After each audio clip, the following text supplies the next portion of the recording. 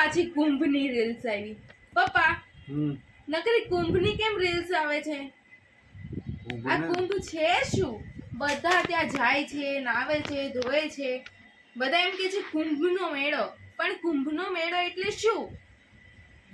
કુંભનો મેળો એટલે તને ખબર નથી? નહીં. કુંભ જે મેળો જે છે ને હમ. એ આજથી ઘણા વર્ષો જ્યારે દાનવો અને દેવતાઓ એ બે વચ્ચે લડાઈ થઈ અને સમુદ્ર મંથન જે કહેવાય ને આપણે જોતા, એક બાજુ શેષનાગ હોય, પછી પૂંછડી બાજુ દાનવો હોય, આ બાજુ દેવતાઓ હોય, વચ્ચે પથ્થર હોય, એ પથ્થરને નીચે કાચબો હોય. તો એ કાચબો જે હતો ને ત્યારે દેવ અને દાનવો એને ફેરવતા. તો એની અંદરથી જ્યારે ઘણું બધું નીકળ્યું, વિષ નીકળ્યું, પછી અમૃત નીકળ્યું. એ અમૃત જે છે ને, અમૃત બોલી ને તું, એ અમૃત જે છે ને ત્યાંથી જ કુંભનો મેળો સ્ટાર્ટ થયો છે. એટલે કેવી રીતે અમૃત જે નીકળ્યું ને એટલે દાનવો અને દેવતાઓ અમૃત પીવા માટે લડ્યા. એટલે દાનવો પાસે અમૃત નહોતું અને દેવતાઓ પાસે પણ નહોતું, પણ નીકળ્યું એટલે એ બે લડ્યા. એટલે એ લોકો છે ને, જેના હાથમાં જે ઘડો હતો ને અમૃત હતું ને અમૃતનો ઘડો હતો ને, એ હતો વરુણદેવ. એમ કહેવામાં આવે છે કે વરુણદેવમાં હાથમાં હતો કે ઘડીક આમ જાય પાછળ દાનવો હતા.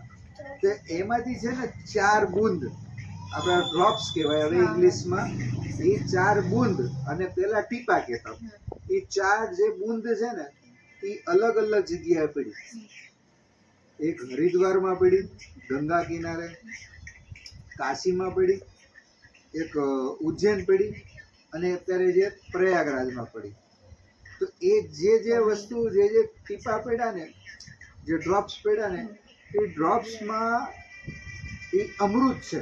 અત્યારે તમે પ્રયાગરાજમાં જાઓ ને તો તમે સ્નાન કરો ને એટલે તમને અમૃત કહેવાય, બરાબર?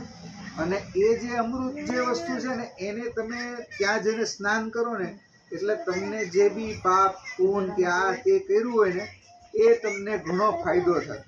તમને ઘણો એટલે લોકો એવું કહે છે કે પૃથ્વીના લાખો ચક્રો ફેરવીએ ને, લોકો એવું કહે છે કે પૃથ્વીના લાખો ચક્ર ફરીએ ને, પૃથ્વી છે અને ચક્કર આપણે લાખ વખત ફરીએ ને એટલી વખત આપણે સ્નાન કરીએ ને એનો ફાયદો થાય, એનું પુણ્ય મળે. બીજું ભગવાને એવું કીધું છે કે કુંભ જે છે ને એ 12 વર્ષે આવે, પણ આ વખતનો જે કુંભ છે ને એ 142 વર્ષે આવ્યો. બાકી કુંભ તો આવે જ છે, બરાબર છે, પણ એ 12 વર્ષે આવે.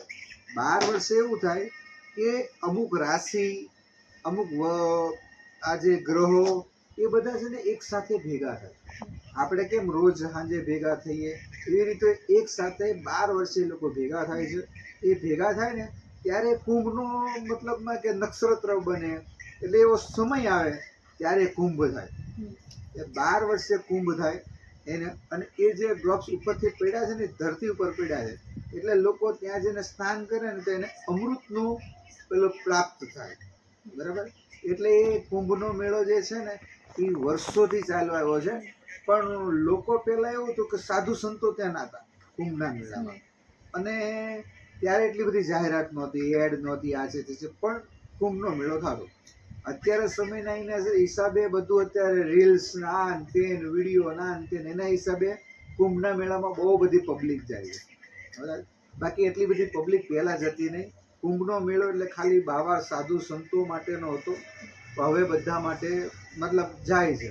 એટલે આ વસ્તુ છે. જો આની અંદર મેં ડ્રોઈંગમાં બી કર્યું છે.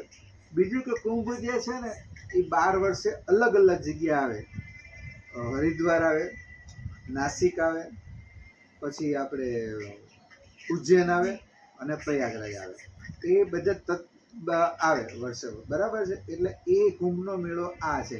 અને અત્યારને જે મહિમા એટલે છે કે 142 વર્ષે આવ્યો ને કુંભ, એટલે આ લોકો બધા કુંભના મેળામાં જાય રીલ્સ બનાવે છે, બરાબર છે?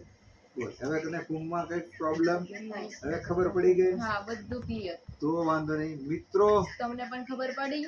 તો હવે તમે પણ જાણો કે કુંભનો મેળો શું કહેવાય. લાઈક કરો, શેર કરો, કોમેન્ટ કરો, સબસ્ક્રાઇબ કરો. વાહ